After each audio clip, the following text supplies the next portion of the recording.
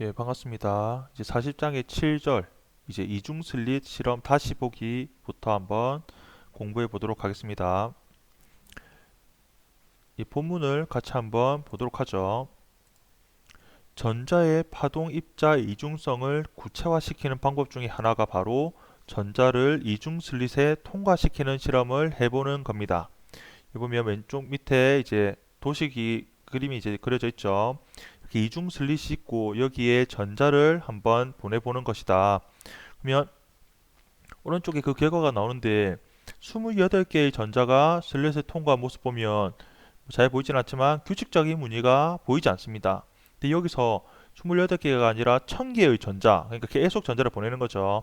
그러다 보니까 특정 부분에 이렇게 전자가 많이 도착하는 간섭 무늬가 이렇게 만들어진다는 거죠. 그리고 만여 개의 전자가 슬릿을 통과한 모습 보니까 그 전에 요 보면 이제 확연히 이렇게 보광과 상쇄처럼 이렇게 간섭 현상이 나타나는 걸 확인할 수 있습니다. 그것보다 요 보면 그래서 전자라고 하면 분명히 입자라고 우리가 봤었는데 그 검출기에 도착한 그 확률을 보면 마치 전자가 파동처럼 두 파동이 간섭이 어떻게 되냐에 따라서 보강이 되냐 상쇄가 되냐에 따라서 이렇게 검출되는 전자의 수가 달라지더라는 거죠. 그래서 여기 보면 전자는 어느 순간은 검출기 스크린 상의 한 점에 입자로서 검출되지만 그러니까 여기 도착하는 건 분명 입자로 도착을 합니다. 하지만 그 점에 도착할 확률은 두 간섭파의 세기를 구하는 방식으로 결정이 되더라. 그 말은 이 이중슬릿 실험을 통해서 전자의 파동성을 확인할 수 있다라고 이야기를 하고 그렇다면 전자가 과연 대체 어느 슬릿을 통과하는 걸까에 대해서도 한번 이야기해 볼 수 있죠.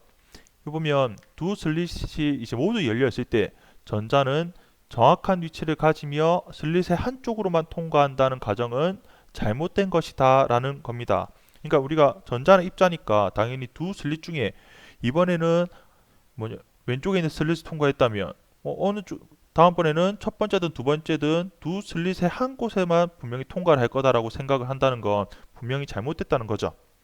그리고 그러면 전자가 대체 어느 슬릿으로 들어가는지 알고자 하는 실험을 한다고 한다면 예를 들어서 그 슬릿에 이제 카메라에 따라서 전자가 이번에 어떤 슬릿 통과하는지를 전자 하나씩 보내면서 실험을 딱 하는 그 순간 그 관측하는 시도 자체 때문에 간섭 무늬가 만들어지지 않고 슬릿 이후에 스크린에 단 두 줄만 스크린의 그 이중 슬릿 뒤쪽에만 이렇게 전자가 두 줄로 도착하는 걸 확인할 수 있습니다. 그래서 결과적으로 이 결과를 우리는 어떻게 해석하냐면 전자가 분명 입자라고 하는 이 전자가 슬릿 이 두 개를 동시에 통과한다라고 말할 수밖에 없다는 거죠. 그래서 즉 전자 하나가 두 슬릿과 동시에 상호작용을 한다는 것이며 이와 같은 주장은 광자에 대해서도 적용된다라는 것. 그러니까 전자는 두 슬릿 중에 한 슬릿만 정해서 지나간다는 가정은 잘못된 거고 이중 슬릿을 동시에 통과하면서 그 순간 이제 파동적 성질이 나타나서 바로 결과적으로 그 확률도 이렇게 간섭 무늬가 만들어진다라고 생각을 해야 되겠습니다. 예, 그다음 마지막 절이죠. 이제 바로 40.8 불확정성 원리입니다. 불확정성 원리는 양자역학에서 또 빼놓을 수 없는 원리 중에 하나인데 보면 고전역학에 의하면 실험 장치나 실험 과정의 궁극적인 정밀성에 대해서는 근본적인 한계가 없다라고 봅니다.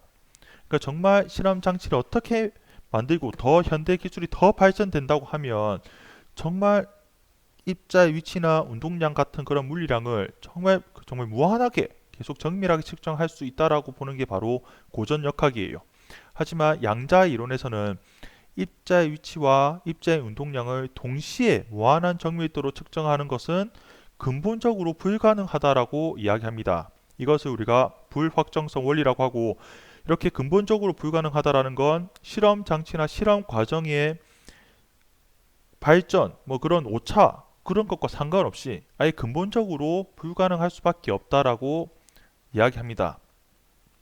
그걸 이 하이젠베르크가 이제 주장하게 되고 그걸 우리는 이제 하이젠베르크의 불확정성 원리라고 하는데 바로 입자의 위치를 측정할 때 그 위치의 불확정성을 델타 x라고 하고 바로 입자의 운동량의 x 성분을 측정할 때 그 운동량의 x 성분의 불확정성을 델타 px라고 한다면 위치의 불확정성과 운동량의 불확정성의 곱은 절대 2분의 하바보다는 작을 수가 없다는 거예요.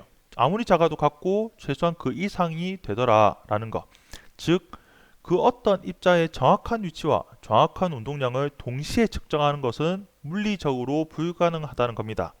그래서 여기 보면 첫 번째 그래프를 보면 여기 이 함수는 파동 함수 중에서 파장이 람다로 일정한 단일 파장의 파동입니다. 이렇게 되면 파장이 람다라고 정말 정확하게 된다라고 한다면 운동량 P는 람다분의 H라는 아주 불확정성이 없는 정확한 값을 얻을 수 있죠. 하지만 운동량의 불확정성이 없다라고 한다면 바로 위치의 불확정성은 무한대가 됩니다. 즉, 이 파동 같은 경우에는 입자의 위치가 어디 있다라고 전혀 말을 할 수가 없죠. 그래서 위치의 불확정성은 무한이다라고 볼 수 있고, 앞 시간에 배웠던 이제 파동 묶음 한번 보면 이 파동 묶음에서 입자가 있을 수 있는 위치는 왼쪽 이 지점부터 오른쪽 이 지점 사이에 분명히 입자가 존재할 수 있다라고 볼 수 있기 때문에 지금 나타내고 있는 마우스 커서가 나타내는 이 여기까지가 바로 입자의 위치의 불확정성이라고 볼 수 있겠습니다. 그러면 이렇게 파동 묶음이 만들어지려면 두 개의 파동이 아닌 여러 가지 파동이 이렇게 합쳐져야 된다고 했죠. 그러니까 단일 파장이 아니라 여러 가지 파장의 조합으로 만들어지는 거니까 바로 운동량 역시 특정 범위를 갖게 되게 됩니다.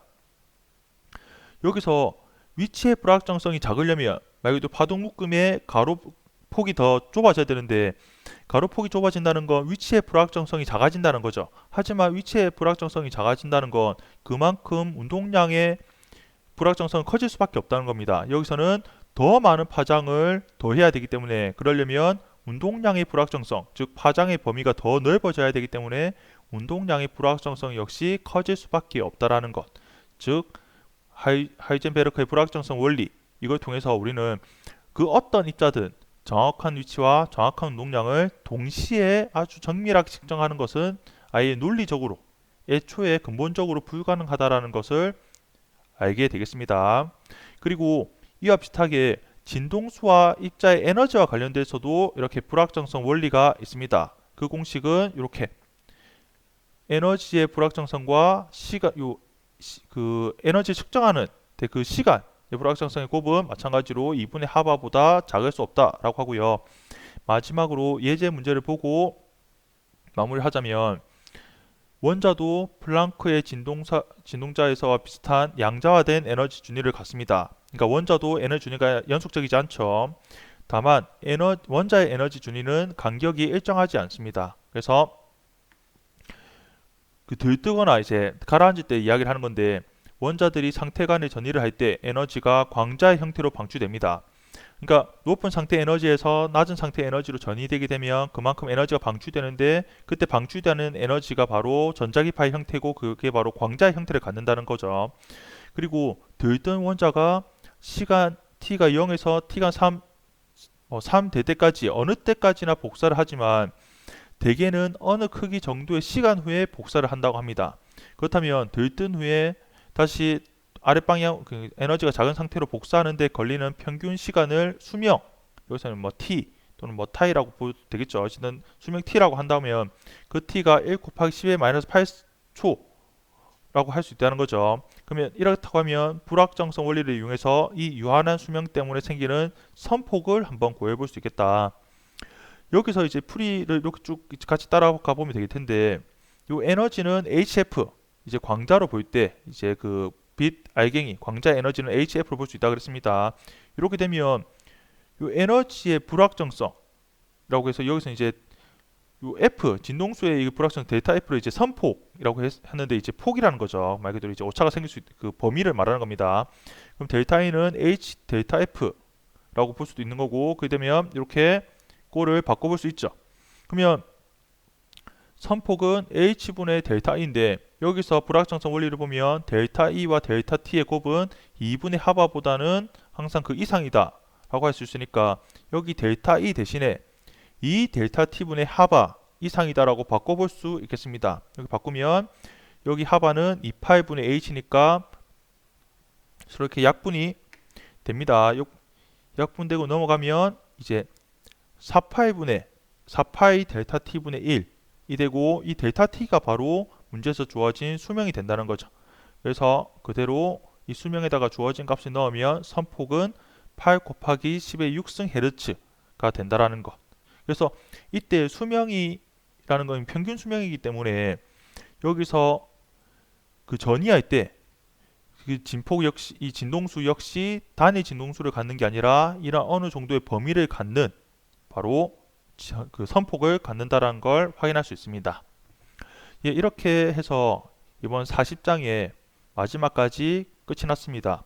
양자 물리학에 대한 전반적인 내용을 살펴봤고, 이제 다음 장부터는 양자 역학이라고 해서 조금 더 수학적이고 조금 더 이제 자세한 내용을 배우게 될 텐데, 이번에 그 제가 조금 영상을 만들면서 아직 조금 어색한 부분도 있고 해서 아마 듣는데 조금 불편함도 분명 있었을 거라 봅니다. 근데 저도 계속 연습을 하고 좀 가다듬어서 앞으로 좀 더 나은 영상을 만들 수 있도록 노력하겠습니다.